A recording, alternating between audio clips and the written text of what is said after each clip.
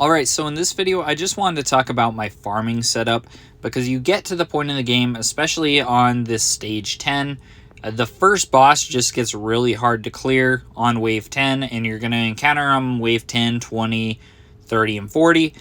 And so really when you get to stage 10, it's going to be a big jump from stage 9. You might be able to clear stage 9 with ease, and then regardless of what you do, it just seems stage 10 is just a really hard jump. And really this is the point in the game where you're going to have to go back and spend a lot of time farming.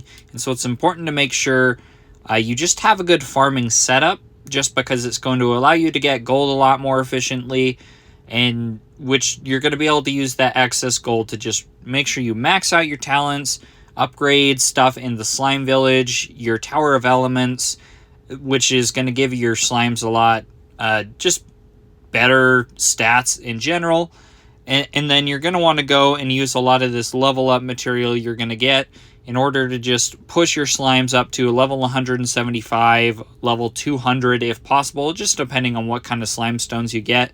So the two parts I'm going to talk about as far as the farming setup is going to be your equipment and then the slime you're using.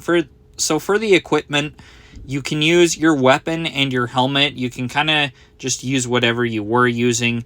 Your archer's bow. The archer's bow for the weapons, probably going to be your best option, especially just early on when you're on these stages. If you have like a mythic S tier, if you have a mythic Dragon Slayer's Greatsword, you can swap over to that. But the archer's bow is nice, especially in that early mid game, just because it has a good amount of attack and attack speed. It's going to help you clear those enemies pretty quick. Same reason I'm using the Barbarian's helmet, just because it meshes there pretty well.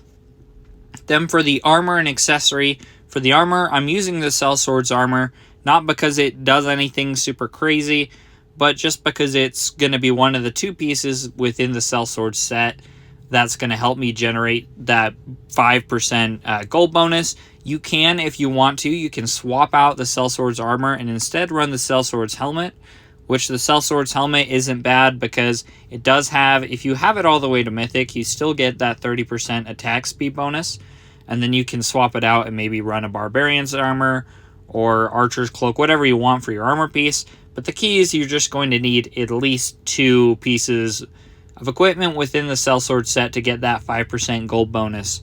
And then the Sellsword's Talisman is definitely the necessary piece you want for farming, just because it is the best gold farming piece of equipment in the game.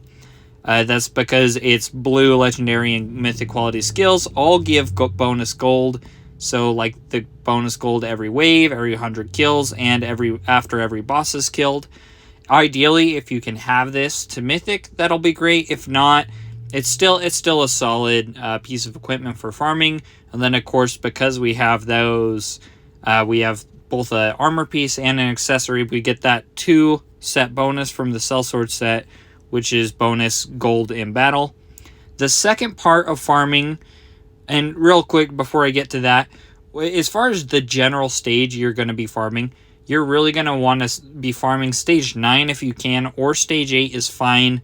Ideally, you're going to want to get to the point where you can farm stage 9.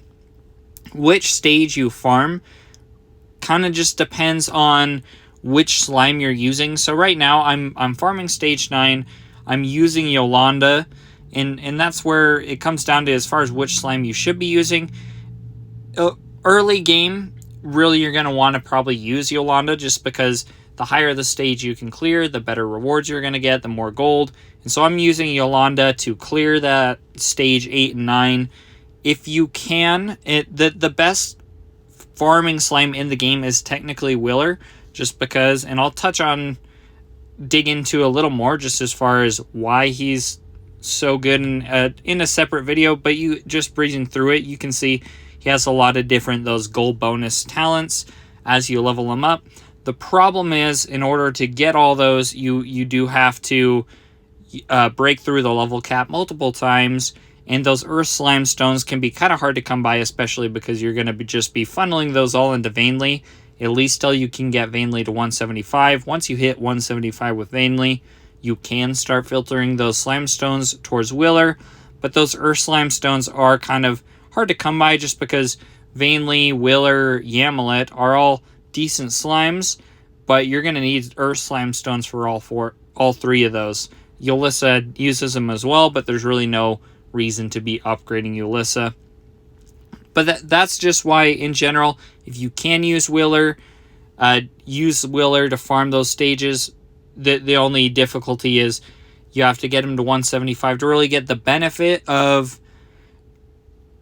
all those different gold bonuses. And then his level 200 ability is also an additional, it's a nice way to farm gold.